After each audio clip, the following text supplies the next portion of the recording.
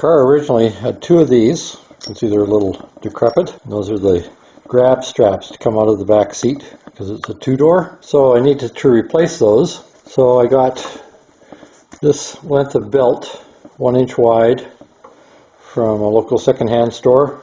It's just cheap. There's nothing special about it. In fact, it might even just be pleather, not leather. But it will serve the purpose. So then I made these tubes out of the same material as the seat cushions on the front and rear seat. I took a special foot with the machine that I will show, and I show how I did it. Folded the material over and ran a stitch down the side, pulled this out, and then took these and folded them inside out, which is actually right side in, by using fingers to get it started, folding it over itself, and then a wooden spoon, the longest wooden spoon we've got, and use this handle to work this up through, and that would turn it around, and slowly working it back down until I had it all the way through the handle, and then it would be flipped over. And now I will push the belt inside there, putting those two seams down flat. That's what I did on this one. See, the belt is inside. Fold over like that. That hangs on the side of the pillar inside. And then I'll have to shape it to fit within this, and that will clamp it to the side of the car. This is the foot that's meant for this job. You can see it only has 1/2, and then they push it down. The belt fits there, and it clamps the material. I'll show that in more detail now. You take the material that's needed, just what's needed. This obviously is too long. I left about 1/4 inch on each side. Fold it over this way, and then you put this inside here, pull it down,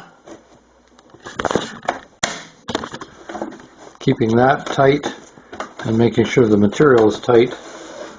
Then you can sew it through. Just run it along the edge of the belt all the way, start to finish, and then fold it over itself and use the wooden spoon to work it through. It does take some time. Don't use a strong needle, as I was trying to do at first, to fold it over. That only frays the material. And it's just a case of working along bit by bit, sometimes 1/8 inch, sometimes 1/4 inch. And then the more material goes through, the easier it gets. It is difficult to start it, but with your fingernails, you should be able to fold it over so that it starts, and then work it through from there. And this machine has a function that moves the needle.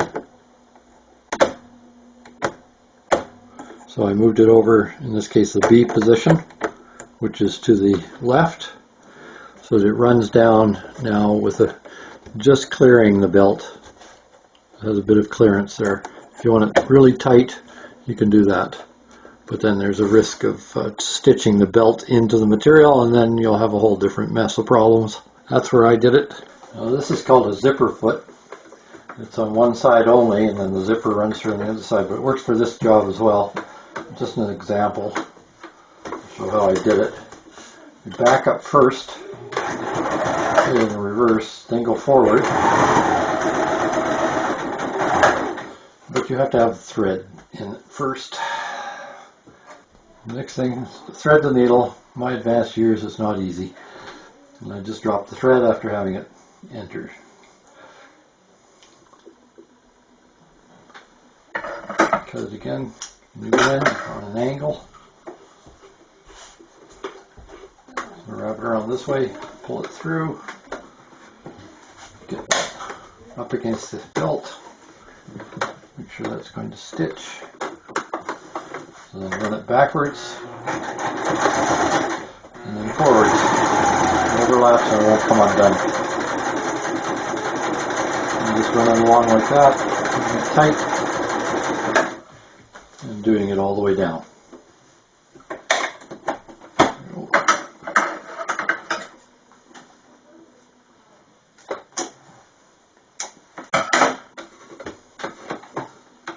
There we go.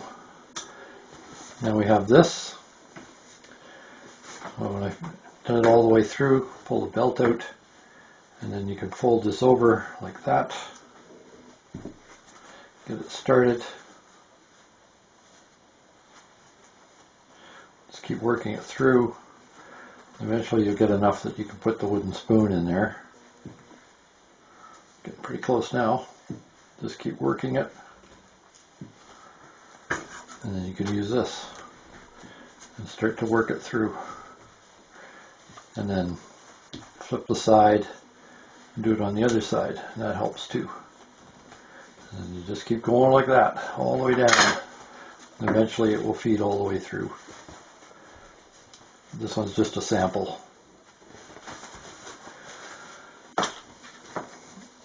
Now I will press this flat and make sure that seam is flat and folded away from each other.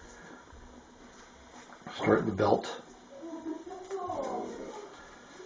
and then work it through, and you can slide it with the wooden spoon as well.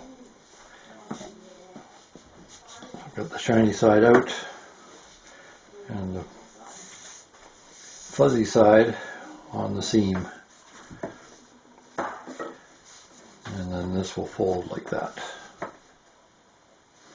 with the belt fully inserted. So there's the hand strap. That's what it looks like in position.